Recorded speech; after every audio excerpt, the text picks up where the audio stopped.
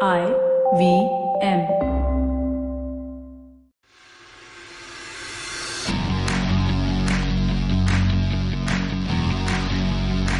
Welcome everyone to episode 75 of the Edges and Sledges Cricket Podcast. This is DJ here, your host from London, and I've got with me a very special guest.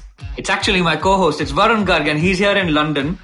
And we're recording this actually sitting in the same room. So Varun, what's going on, man? Nothing, dude. Great to be here in London with you, recording in person. Yeah, London is almost like your second home. I think you may have some tax problems soon, so you should check into that. I better make sure they don't charge me when I leave.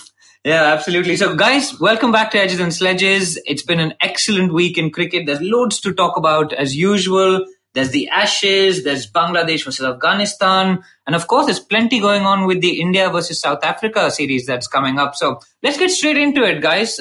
If you're joining us for the very first time, Edges and Sledges is a cricket podcast. This is our 75th episode, so is it a Diamond Jubilee episode? I think it's a Diamond Jubilee episode. I only remember albums in the 90s or 80s would get this. Kumar Sanu, Udit Narayan had Silver Jubilee. But I think we're getting there, man. That's not bad. Yeah, this is bringing back stuff because we've been sitting this morning and watching the film Badshah, right? And, that's really, we know it line for line, which is almost pretty disgusting, but anyway. But I think the movie released in 1999 and you and I became friends in 1999. Yeah, so it's 2 decades. Very fitting movie to watch. 2 decades. Anyway, guys, coming back to the point. Ashes. Australia have won the Ashes. How big an achievement is that? And I know you called them the Smashes earlier. I was going to say... maybe they should be renamed the Stashes after that Stokes innings. But Smith, 211 and 82 in the third test match, Varun. Give the listeners a bit of an update on that. Yeah, so DJ, what I'm going to do is I'm going to just read out the results of the 4 matches and you tell me who do you think has dominated. The first test, Australia won by 251 runs. The second test was drawn. The third test, England won by 1 wicket. And the fourth, Australia won by 185 runs. Is it fair to say this is a one-sided series? Well, it's been changed by one man because that one test that England won by 1 wicket, guess who wasn't playing that game? Yeah, absolutely. The only test Steve Smith wasn't playing, they narrowly won. So the fourth test happened last weekend. Australia won by 185 runs. The difference was really Steve Smith. I mean, 211 runs of 319 balls. He just dominated, right? The English bowlers really have no idea what to bowl at him. And it's almost like it's a given that Steve Smith is going to bat. Let's figure out how we can get everyone else out. I do want to also call it up that Tim Payne, I think, hit a 50. Stark hit a 50. And so the lower order really kind of contributed to this. And they hit almost 500, 497. Warner, again, unfortunately, got off a duck. I think Broad again, right? Yeah, I think every match I'm watching, he's getting out in the first over, which is just insane. England came out, they hit 300. Rory Burns got some runs, Root got some runs, but still kind of way below the par score that Australia had set them. Australia then came out and Warner again, DJ, any guesses how much he got? Duck again. Was 6 balls. Broad again? Yeah, it was Broad again. Duck of 6 balls, first over. Steve Smith again, 82. They made 186 for 6, they declared. Steve Smith made 82. And they set England this kind of mammoth total. Which was just too big. England could not chase it. So Warner got what they call a pair, but I think they should call it a snowman. We were talking yesterday. We were talking about that. Yeah, if you put the 2 ducks one on top of the other, it's a snowman. It's what they call, I think they call this in South Africa when you get 0 increment and 0 bonus. Oh man. That's harsh, huh? And I hope it doesn't happen around Christmas. Oh man. Anyway. So I think the Ashes is going well for Australia. They won the 4th test. By doing that, they retained the Ashes. And I know a lot of people I spoke to, both Australian and English, kind of said that if you asked England at the start of the summer what was more important, they would have said the World Cup. If you asked Australia what was more important, they would have said, we won so many World Cups, we want to win the Ashes. But don't you find that a bit odd? I mean, wouldn't you rather win a multilateral tournament than a tournament that's played between just 2 teams? I think they kind of knew the ODI chances weren't great. Yeah. To be honest, Australia performed much better than we expected, or rather you expected. So I said they're never going to, they won't even, but I said they won't win. Yeah. And that was correct. We also said India won't win and India reached the semi-final. That we were saying it to jinx it, opposite. We were very sad that we were right on that. Man, I was thinking the other day, right? I got up, I was like, I will remember 2019, which is almost coming to an end, sadly, as the year that I looked forward to the World Cup so much.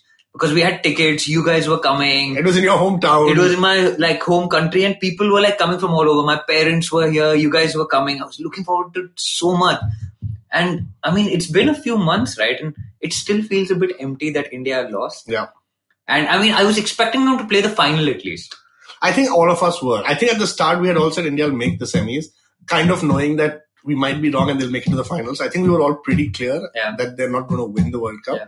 But I think it's the disappointment of 2015 being the same way, 2019 being the same way, a few T20 World Cups being the same way. So, but anyway. But the issue is, of course, like we were talking about the Ashes and we made this about India. So let's get back. Let's get back. Anyway, last point on the Ashes. You've got the 5th test going on right now. I think England's really playing for pride here. They want to win this. They made 294 in the first innings. Root, Rory Burns, the usual suspects doing well. Australia again, 225 all out. Steve Smith, DJ, he hit 80 in this as well.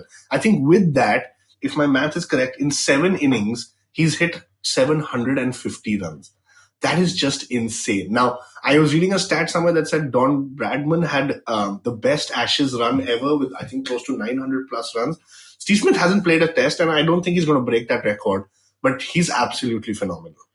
Yeah, and I mean, I put out a tweet earlier this week saying that the perfect end to this summer would actually be for England to win this test match, because then the country that won the World Cup without winning the final would actually lose the Ashes without losing the series. That was a great tweet. Yeah, it got a bit of traction on Twitter, which is fantastic. So, I mean, let's see how this goes on. Obviously, Steve Smith has one more innings to bat. So, do you think he's actually going to break the Bradman record? How many tests did Bradman get that record in? Do you know? I don't know, but I mean, it's definitely minimum 5. So he played 5. Steve Smith has only played 4. You were actually saying it might have been 6 at that time. Yeah. It was 89 years ago. And 8 ball overs or something must be. Yeah. So, like, I mean, incredible stuff, man. Like, this guy has just come back from the sandpaper ban and, like, all the abuse that he was getting and, like, stripped of the captaincy, crying on camera. And I was saying to you, right, there's no better way to come out of that. Whatever you just described, the only way to come out of that is to come out and make a record-breaking series. Yeah, plus he had that elbow injury, right? Yeah. In the IPL, when he took that catch, you were like, oh, is he going to play the World Cup and stuff? And he's just come out and he's basically buried sandpaper in a mountain of runs. Nice. That's what he's done. And I was saying earlier, man, like, I would never say that Steve Smith is one of my favorite players to watch because he's ugly. He's an ugly batsman, right? But I mean, he just loves batting. That's what he said. He hates watching cricket. Yes, he loves batting. So, I mean, incredible stuff. Where do you think this test match is going, by the way? I think this is England's test match, to be honest. I think they lead by 180 runs as we're recording today. It's only day 3, second session right now. There's over 2 days to go. I actually see this going England's way. And you think Australia have just taken their foot off the pedal because they won the Ashes? There were all those pictures of them celebrating with champagne on the ground. Yeah. So I don't know if they took the foot off the pedal. It's been like we said right at the start of the segment. It's been the series where Steve Smith has made the difference. I think the other batsmen have not kind of pulled their weight, and so that's why I just gut feel is this is going to go England's way. Yeah. Okay, anyway, guys, so that's the Ashes update. I'm sure by the time this releases, we'll know the result of the test match as well. So we're recording this on Saturday. Moving on, Bangladesh versus Afghanistan. I don't know whether you were following that game at all, Varun, because it seemed like the Ashes is a one-man show. This was a one-man show as well with Rashid Khan, who's familiar to all of us from the Sunrisers Hyderabad, right? Taking an incredible 11 wickets against Bangladesh, defeating not only Bangladesh, but the rain, which came in and threatened to thwart Bangladesh's march towards victory. He also scored a 50 in the game.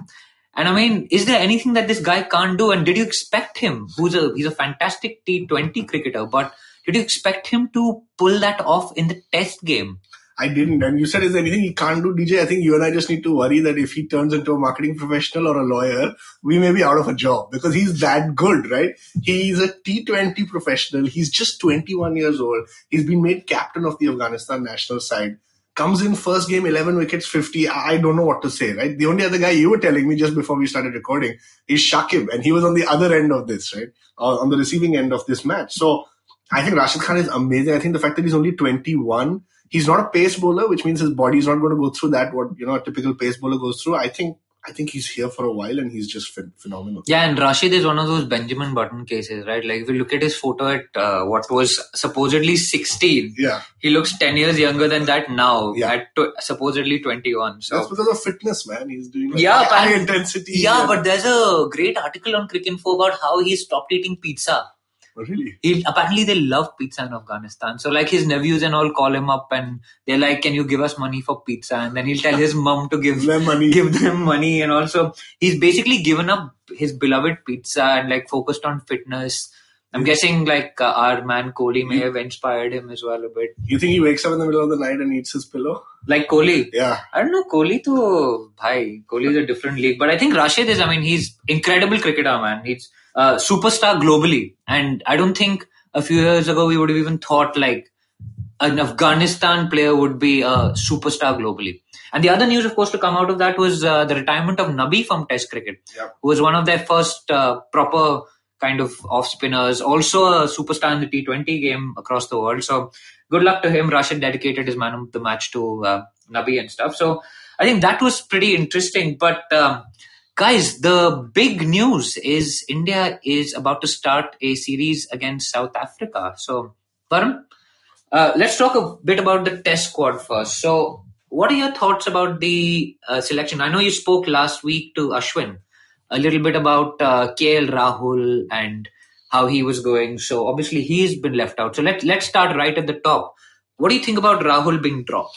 I think it was needed. I think Rahul had been given enough chances. We've spoken about this too many times. He's confused. He doesn't know if he's a T20 player, an ODI player, a test opening batsman, an ODI number 4. It's just too confusing. There's too many guys waiting in the wings to come and take his place. And Mayank Agarwal, I think great news. He cemented his place. Shubman Gill makes his way into the test squad, which I think is fantastic news on the back of extremely good performances. I know a lot of us were very excited about this. And I was actually surprised how excited people are. The number of messages I got that was so happy about Gill joining the squad was phenomenal. But the big news as we're talking about the opening slot is that DJ, your favorite, Rohit Sharma, has not only retained his place in the squad, MSK Prasad has come out and said that they're probably going to give him a chance at opening the batting. Now, it's a very interesting debate. It's a very interesting discussion. At 31 or 32, do you want to give somebody a new role? Is it really that important? Do you think the ICC Test Championship points are forcing something like this? Because Rohit is a class batsman. But do you see value in this? And is there a future for Rohit Sharma in opening? So, he will probably do well. It's a home series. I think his average is probably 30 odd in Test cricket, but at home series, it's probably 70 or 80. I can't remember the exact stat. And that's why we're missing Ashwin on this show.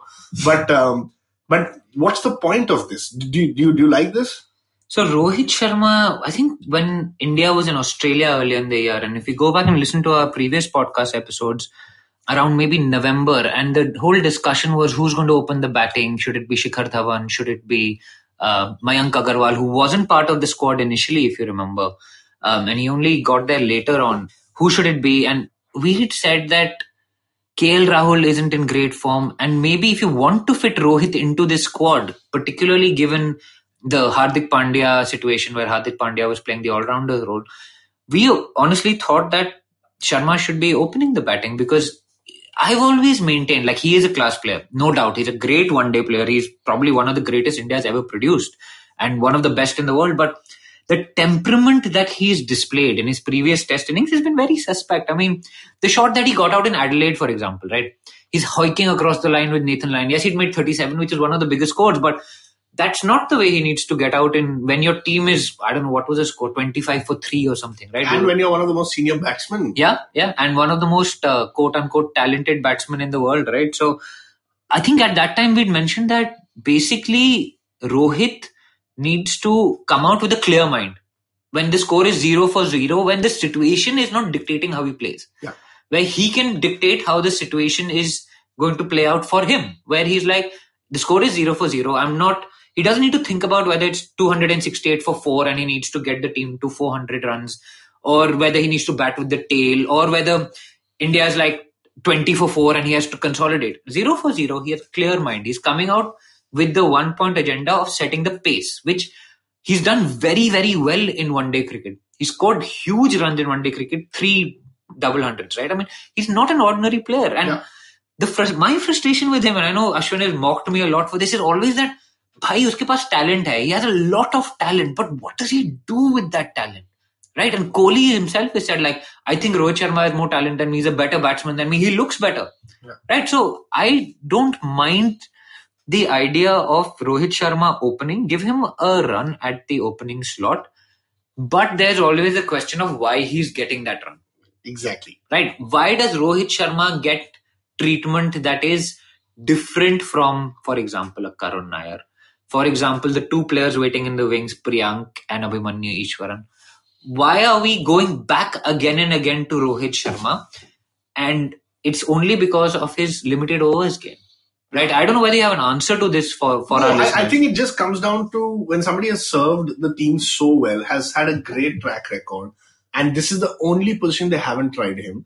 I think it just comes down to let's try him out. And that's why, if you remember, I asked you the question, do you think this is coming because of this new ICC Test Championship? Because if Rohit Sharma pulls it off, I'm not saying he's a Virender Sehwag, even though Cricinfo came out with a picture that compared him to Sehwag. But if he gets off, if he starts setting the pace, suddenly chasing down 400 in the fourth innings may not be impossible. Have you been reading Bangar's comments? Because Bangar said exactly the same thing. He's like, India will be able to chase huge scores if it comes out. So that it's basically the Warner Sehwag kind of approach, right? So I think... But he's not a Warner Sehwag type of player. Agree. And Sehwag is... Okay, and I know you're going to love this, but Sehwag was exceptional, boss. He was exceptional. Yeah. Like, it used to frustrate you, but Jason Roy is not a Sehwag. People keep comparing him to Sehwag, but he's not. But you got to give people time, right? I think the reason Rohit Sharma is going to get this is because at 31, he still has a good 4-5 years left. At 31, he's never been tested as an opening batsman in Test cricket. So given his record for India, I think it's just a question of they need to try. And if it pays off, it could be great. If it doesn't, it's okay. Nothing lost. I don't know. Maybe there's a little bit of blue now with the color coming onto the number at the back. Yeah. So maybe that'll change his fortune. Yeah. Maybe he'll see numbers on the back. He just needs blue. Yeah. Like, maybe there's a colorology, like, stream of pseudoscience that Rohit Sharma can become the pioneer of. But anyway, talking about the other players who were in line to open. Shubman Gill, right? You spoke a little bit about him. He spoke about how he was disappointed not to make any squads for the West Indies, right? And then the way he responded to that was to score a double 100. Yeah. When the team, I think, was 3 down for like 12 or something. He scores a double 100 not out from there. Yeah, so you cannot ignore me, right? That's the message to the selectors. Yeah. You missed me once, fine. I hit a double 100. How many people are doing that? Yeah. So, but do you think he's going to play in this series? Unfortunately, I don't think so. I think this is his kind of coming into the squad, getting into the India team. But that's where the question, and I don't think we should debate this anymore, but that's where the question comes in that if Rohit Sharma fails, then are you going to give Shubman Gill a debut in an away series?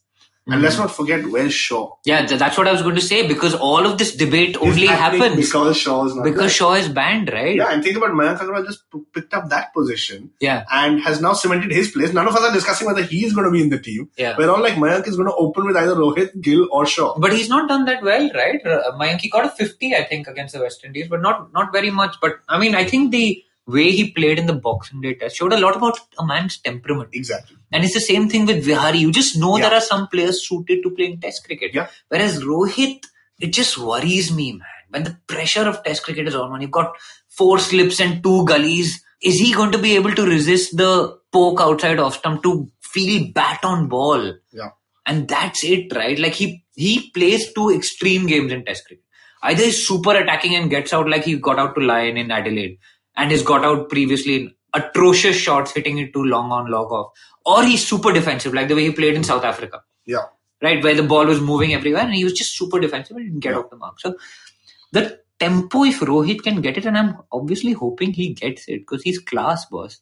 I don't know, man. So I think that's the Rohit Sharma debate. I think we'll find out very soon. I think he will open. But I think what's great about Indian cricket right now, Indian Test cricket, is that the middle order is great. You got Pujara, you got Kohli, you got Rahane, you got Vihari.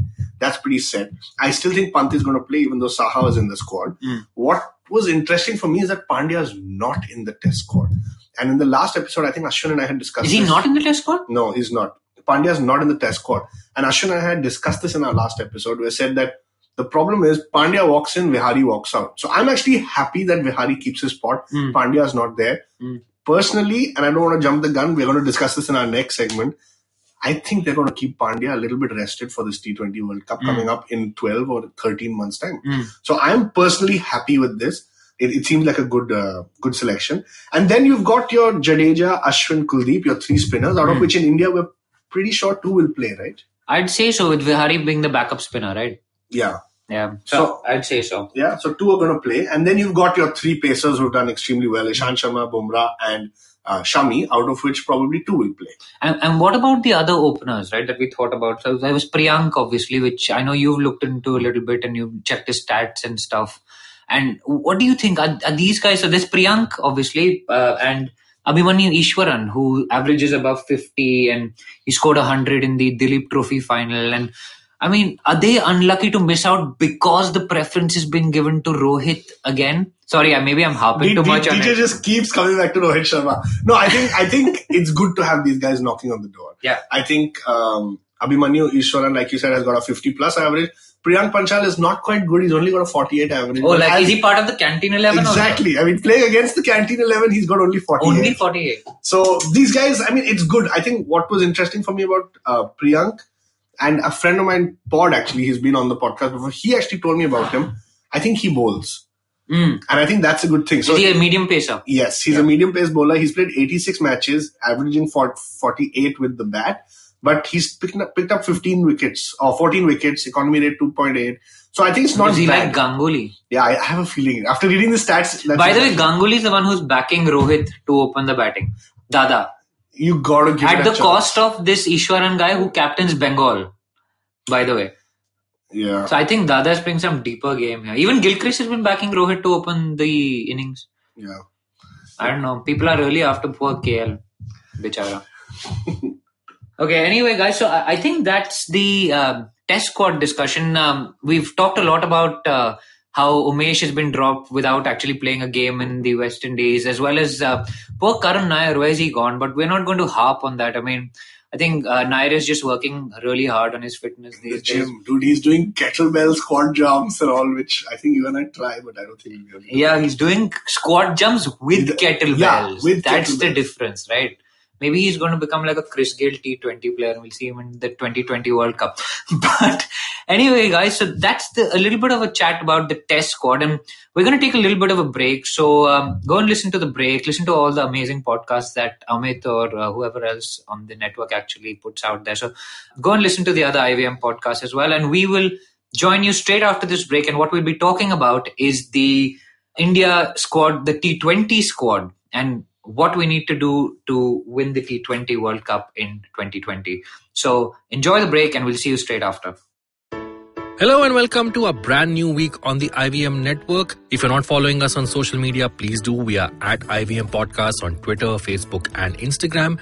If you're listening to a show of ours and you like it, please take a screenshot, tag us. We will reshare, repost and retweet your screenshots from our account. Here's what's in store for you this week. On Cyrus Says, Cyrus is joined by Sarang Sate and Paula McGlynn of Bhadipa. Tune in for a fun conversation about how the Marathi digital platform came about. This week, IVM Podcast's co-founder Kavita Rajwade and Karthik Nagarajan take you through the journey of the Filter Coffee podcast. They share their favorite memories from renowned guests and talk about what to look forward to in the show's future. On Marbles Lost and Found, Zain and Avanti host an AMA special where they answer listener questions. On Mr. and Mrs. Binge Watch, Janice and Anirudh continue their Emmy special series. Tune in to know their picks from the comedy category. On Water Player, Mikhail, Akash and Siddharth are discussing the Ashes, the Afghanistan-Bangladesh match and a lot more. On Vartalab, it's a crossover episode. Hosts Akash and Naveen are joined by Anupam Gupta, host of Paisa Vaisa. Tune in to discover a different side of Anupam on this podcast. On Agla Station Adulthood, Ayushi and Ritasha discuss how to navigate through relationships as adults. On Pulyabazi, host Pranay talks to Samrat, a writer and journalist, about the causes and dynamics of the tensions in Northeast India. On Kinetic Living, Coach Urmi shares a workout called X Cross MC on Tabata Tuesdays and also highlights the importance of resting between workout routines on Thriving Thursdays. On Geek Fruit, hosts Tejas and Dinkar turn the tables from last week and this week discuss singers who decided to be actors and how they have fared. On the Pragati podcast, Manoj Keval Ramani joins our host Pawan to explain the ongoing Hong Kong protests and its history so far. And with that, let's get you back to your show. Welcome back from that break, everyone. And Varun and I are ready now to talk about the India T20 squad. India is going to play 3 T20s against South Africa. The squad's been released. Kohli obviously is captain. Sharma is there. Shikhar Dhawan, Rahul, Iyer, Manish Pandey. Pant is the keeper. Hardik Pandya makes this squad, as we were speaking earlier. Jadeja, Pandya, Washington Sundar, Chahar, Khalil Ahmed, Deepak Chahar, and Navdeep Saini. Varun, I'm a bit confused. I mean, we won the T20 World Cup in 2007, right? The first World Cup that kind of kicked off the IPL and the T20 craze and basically legitimized a 20-over slugfest as a proper cricket game. But why are we not winning T20 World Cups or the World T20s as they were called? Why are we so... have we not figured how to play T20s out properly yet? So DJ, it's an interesting question. I think I was seeing a stat earlier, and if my memory serves me right, India is actually ranked 1 in the T20 rankings. Really? I think so. Okay, I may be wrong, but I have a feeling. If not 1, we're definitely in the top couple. What's happening is that India is now set with this kind of goal that before the next ODI World Cup in 2023, there's actually 2 T20 World Cups. And so we're going to shift gears a little bit to now focusing on this T20 format. I think part of India's problem is that we view T20 as an extension of the ODI game. And that's where we've got your Rohit, your Dhawan, your Kohli. And there's actually a great Cricinfo article. So a lot of what I'm going to say is just kind of having read that article, all 3 of them play too similarly. All 3 of them over the last 5 years, that article states, their strike rates have all been about 126, right? So I think what's happening is that our top 3 are great in ODIs, but the same top 3 may not apply to be that good in T20s. So the article is the T20 game. India haven't figured it out yet, but are willing to change. Yeah. Right? So we'll put a link to it in the show notes. But what I find very weird is that we are the powerhouse of the T20 game, right? We have the IPL, which is the world's greatest T20 league. And it only allows 4 foreign players. Like many other leagues who have a quota on the number of foreign players who can play. But why are we not able to produce a T20 team that's going to win it? And as you said, some of it has to do with our approach. Obviously, like the West Indies view T20s completely differently. Yep. There's a lot of great articles that talk about how many dot balls you can play in T20. And basically the team that hits the most number of boundaries actually wins more games. And the West Indies actually do the opposite of what India does, because India looks at T20s as an extension of the one-day game, whereas the West Indies look at one-day games as an extension of the T20 game. So they try and play one days like a T20 game, and they often fail at it. So it doesn't actually work either way. So, and India have been doing decently. We made to the finals in 2014. Yeah. And then we made the semis in 2016 when we lost to the West Indies, when Ashwin bowled that no ball to Lender Simmons and stuff. But I think the trouble with it is I just can't get my head around why India as a team can't win T20 World Cups, because we're just outgunned by other teams who have more specialists in T20 games. And maybe the issue is we have people who play all 3 formats, right? I don't know. Yeah, and I think you're right. I think that's what I think one thing you said earlier is basically the team that hits more boundaries wins. I think what's happening is your Kohli and your Rohit have very high averages in T20 cricket. But the reality is the strike rate is not there. So you're not being able to hit the boundaries. They get better as they go deeper in the innings. But again, this is a 20-over game. This is not a 50-over game. So the approach needs to change. I'm not saying Rohit and Kohli need to change. I think they are very kind of the stalwarts of the game for us now. But it's your Pants, your Pandyas, your Shreyas Iyers, your Manish Pandays. These guys need to be given a very defined role. And I think that's what's going to change the game. What's also interesting for me is, and we'll talk through you mentioned the squad, right? You've got people like Krunal Pandya now in the squad. You've got Jadeja in the squad. It's a very clear focus that batting is more important. And these guys can actually bat. So when you know India's got I'm going to call it a problem of World Cups, pressure games, getting 3 or 4 wickets out early, you need a Krunal Pandya or a Jadeja there to follow. So I think the article rightly points out they're open to change. But I think the problem is similar to the ODI game. The difference with the T20 game is that you have match winners, right? And match winners can change a T20. Like an Andre Russell has much more impact on a T20 game than, for example, Virat Kohli, and Virat Kohli is one of the world's best T20 players in terms of average and decent strike rate as well. But scoring that 60 of 40 balls may not be as impactful as scoring 50 of 17 balls. Yeah, absolutely. I think that's the difference. The other thing is, you look at India's T20 squad, out of 11, I can say there's only 4 slots that are confirmed. You've got Kohli, you've got Rohit, you've got Pandya, and you've got Bumrah.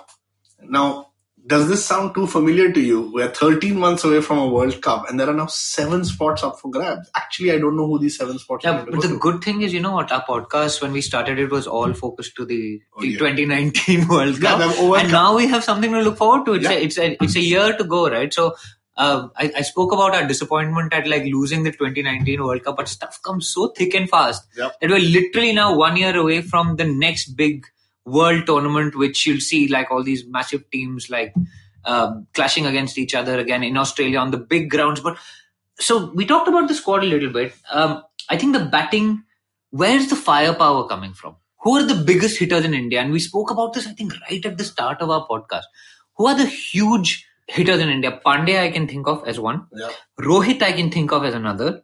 But where are the other big hitters? Like the West Indies have any number of guys who can just smash 100 of 35 balls. Where are these big hitters? So they're not there, right? That's the problem. I think Pant is the only third one, I would say. Of course, I'm biased, but Pandya, Pant and Rohit, Kohli to navigate the innings. But yes, you need that guy who's going to walk in at number 7 and just kind of explode.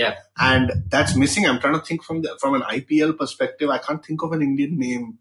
Shivam Dube, maybe you've got your Ishan Kishans, but the point is, I don't think they're in the mix for the next 13 months. And so that's why you've kind of got to pin your hopes a little bit on your Pandyas and your Pants. You may have to give Krunal Pandya a go. Jadeja, while he's a good bat and a great all-rounder, I don't think he's that explosive batsman. So I think India will struggle a little bit. And maybe KL Rahul, although how much we dislike that fellow. I like him. Yeah, I'm sure. I would say you dislike him. Yeah, I do. I really dislike him. Please note, Varun has dislike for KL Rahul. I do dislike him. Okay. But maybe KL Rahul, right? But again, the problem is there's no slot for him to bat. But he can open the batting like Shikhar Dhawan. What has Shikhar Dhawan done in so I actually think Shikhar Dhawan needs to make way in the T20 squad. Okay. So who do you open with? Rohit and Rahul. Yeah. Okay. Kohli at 3? Kohli at 3. Who at 4? Pant? I mean, I would put Pant at 4. But why would he not bat Pant right up the order, left hand, right hand, 20 over game? Yeah. I mean, unbelievable. I see your point there. I'm just being a little realistic. I don't think India sees Pant. Why? But I've not understood this. It frustrates me so much. Why, when you have a player like Pant, will you not bat him up the order? Because you've got too many openers and you've got too many people in the wings who can't. But why would we'll bat anybody? We'll open with Rohit in Test cricket, but we won't open with Pant, who's batted in the position previously. Yeah, look, it's fair, man. It's a fair call, honestly. I see your point. And he was a top scorer for Delhi Daredevils when it was Delhi Daredevils batting at 3. Kohli was not going to move from 3. So where do you put him? You have a problem at the top. Yeah. Shikhar is too slow. Rohit takes his time. Just put Pant up there. Let's see. You never know. You never know if this is going to happen. But as the squad stands for the South Africa series, Shikhar Dhawan is still very much part of the mix. Now, you've got 2 guys in here, which are a Manish Pandey and a Shreyas Iyer. And those 2 are definitely Who are you picking out of those 2 to bat it? Where are you batting him? Are you batting Pant at 4? I have to bat Pant at 4 because any lower than 4 and I think you'll start becoming ineffective. And I think what you have the big guy who comes in and hits at the end. Like Russell. You use him like Russell then if you're not batting him up the order? I think the problem is India views Pandya as Russell.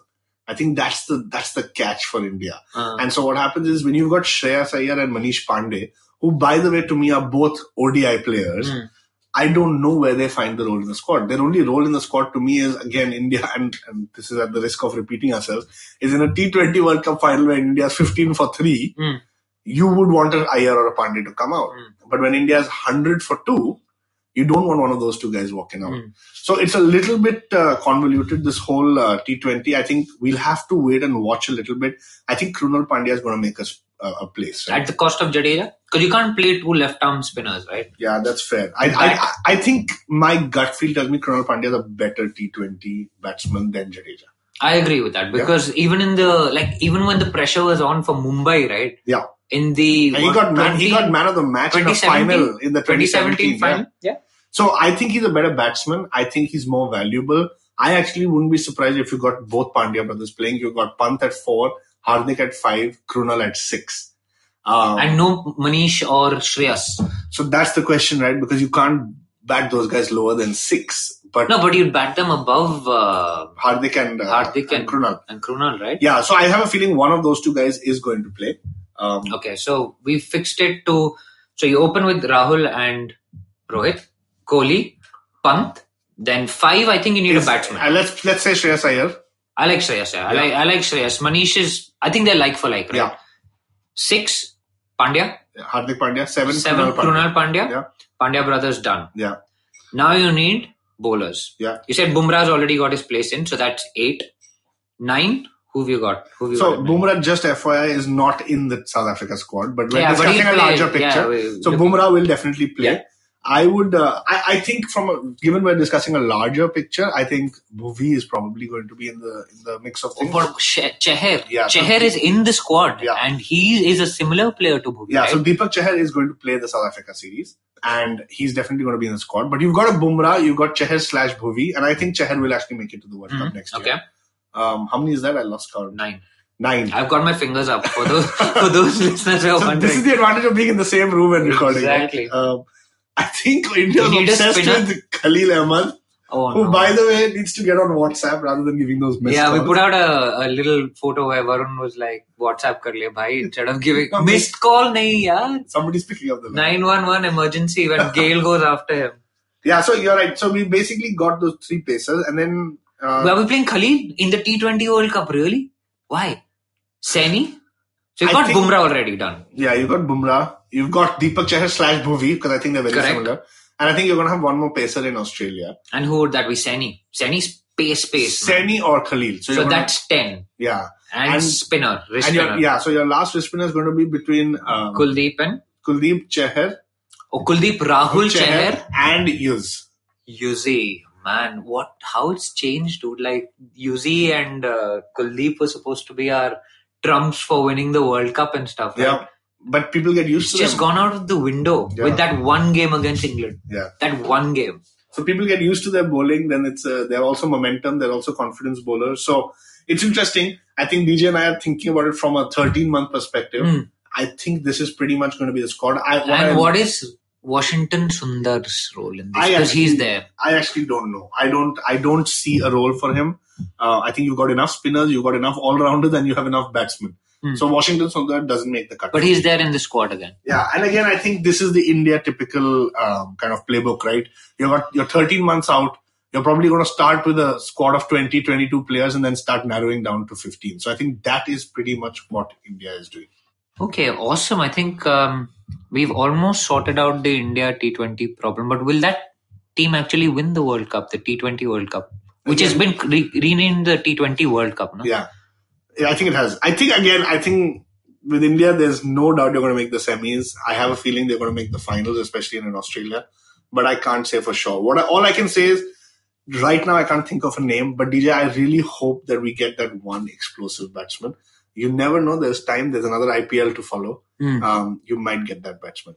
Yeah, so maybe Shivam Dube can come in. But now that we're talking about explosive batsman, the one name missing from the squad is someone who excluded himself. And I want to talk about Mahendra Singh Dhoni. I think you can refer to him as anything but explosive.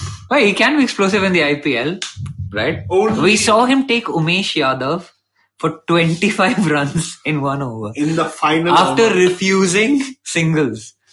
So, I mean, he has it in him, right? So, I want to find out, does he have a shot of playing this T20 World Cup? Because, and I'm saying this in context, this week, Kohli put out a tweet or an Instagram post about the 2016 game against Australia, where he said, this man made me run like it was a fitness test. And basically the internet broke, thinking Dhoni is going to retire. And by the way, just before we talk about Dhoni on that is one of my favorite games. You know, like if you talk about, I want to see Kohli in a highlights package on YouTube, I always go there. Which is also something we are doing. concurrently. Yeah, and in fact, you don't know this, but before you woke up today, I was sitting in your living room and watching that match. Lovely. So it is that match that you go back to. I think Kohli innocently put it out there. Everyone misunderstood that to be this is Dhoni's retirement tweet. Why Kohli is putting out, you don't know. There are also lots of things on Twitter right now saying Kohli actually wants Dhoni to retire. That's why he's done this tweet. Dhoni is always on Kohli's mind. So there's lots of stuff going on. It's interesting. I think Dhoni is not coming on and retiring because he believes he can play. I actually think this whole Shreyas Iyer, Manish Pandey, one slot that we was confused about might actually go to Dhoni. He'll be 39. He'll be 39. Next year. Is it because the team management, and I know this is going to be a sensitive, touchy topic, does not have enough faith in Rishabh Pant as the wicketkeeper batsman? I think it's possible, but again, especially in a T20 World Cup, I don't see how the team is going to go in without Rishabh Pant.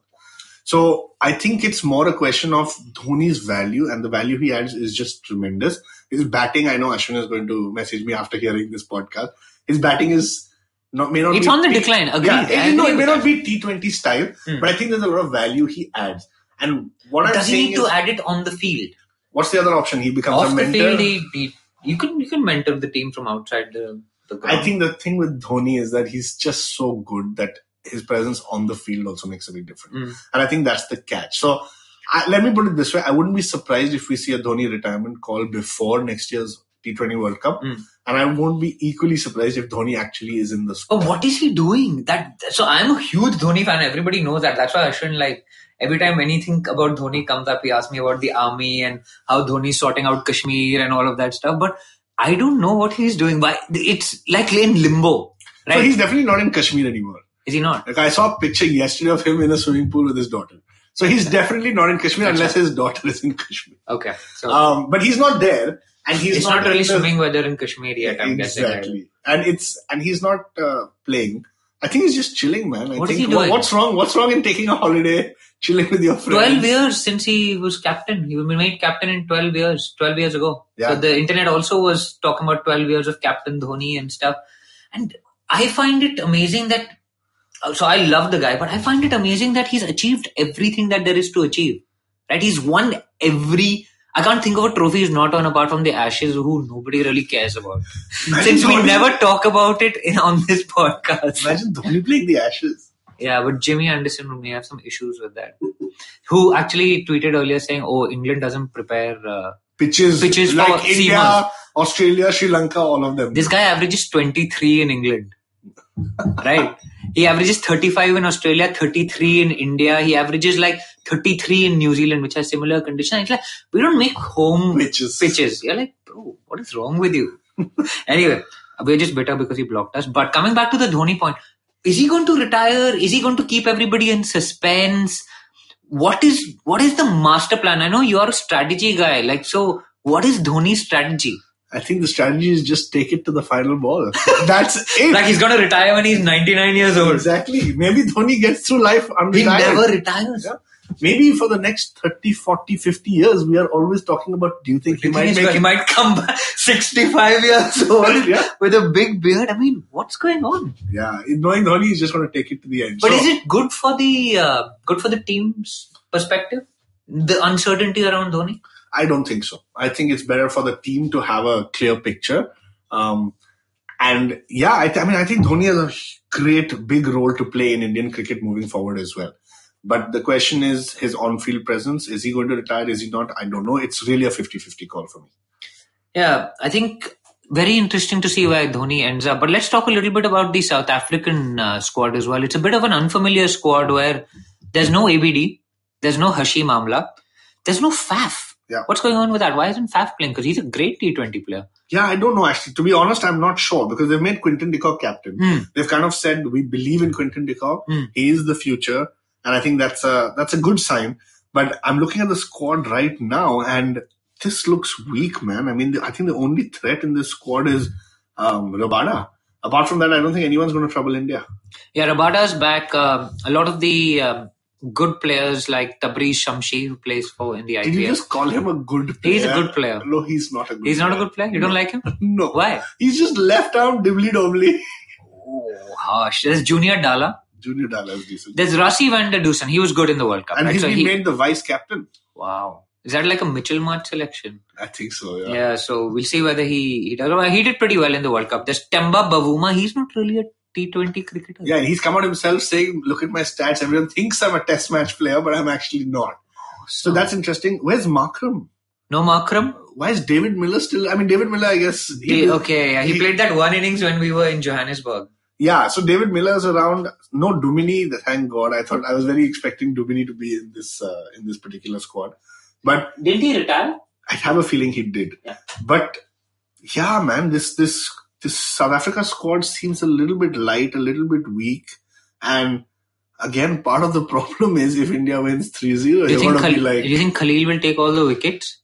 Khalil might, but I really want Deepak. By the way, since Ashwin isn't here, I just wanted to point out that Shardul Thakur did really well recently. He took 3 wickets, and there was a headline on Cricinfo saying Shardul dominates South Africa A and all. So, Ashwin, if you're listening to this, shout out to Shardul, one of your favorite cricketers. But do you think India is going to win 3-0? Big call here, Varun.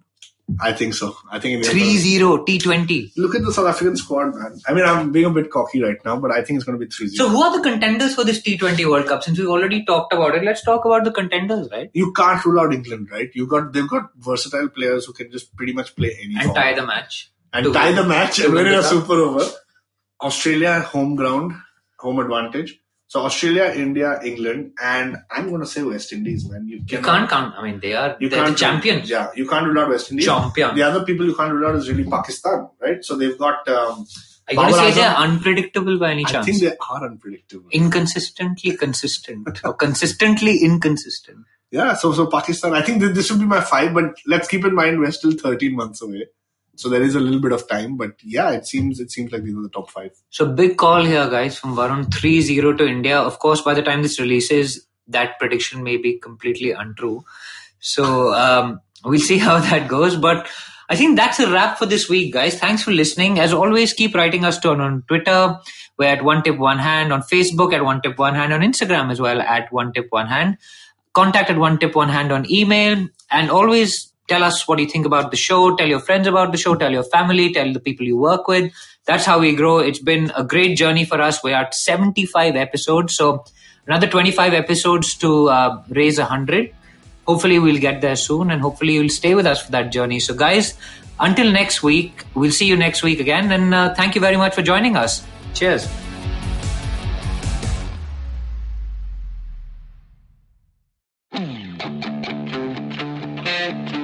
What do we have to do?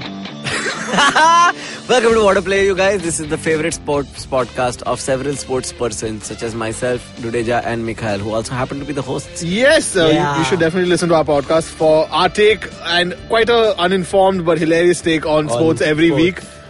We give out awards, we discuss what happened in the world of sports, and we take breaks as well. We come up with jingles and sound effects on the go. So you should definitely give us an example of a sound effect, Dudeja. Bolo Matthew Vade. Yeah, tune in for some of that, bro. You can catch us on the IVM network every Wednesday on the go. On the Wednesday, in the Wednesday. Yeah, Wednesday, What a Player. What a Player W, Wednesday W. Wow. Oh, Wednesday. Wednesday to Wednesday, What a Player, Matthew Vade. Look, up in the internet. It's a meme. No, it's a cat video. No, it's the Geek Fruit Podcast. That's right. We interrupt this riveting broadcast to tell you about our show, The Geek Fruit Podcast, where Tejas, Dinkar, and I, Jishnu, talk about everything in pop culture, including DC, Marvel, Star Wars, Netflix, and everything in between. You know how your friends hate it when you ramble about some nerdy crap and you just want somebody to listen to you? Well, sorry, there's nothing we can do about that, but come listen to us ramble and it'll almost be like the real thing. Kind of. Listen to new episodes of the Geek Fruit Podcast every Monday and the Geek Fruit Bulletin every Thursday on iTunes, Google Podcasts, the IVM app, or wherever you listen to podcasts. Happy listening, you nerds.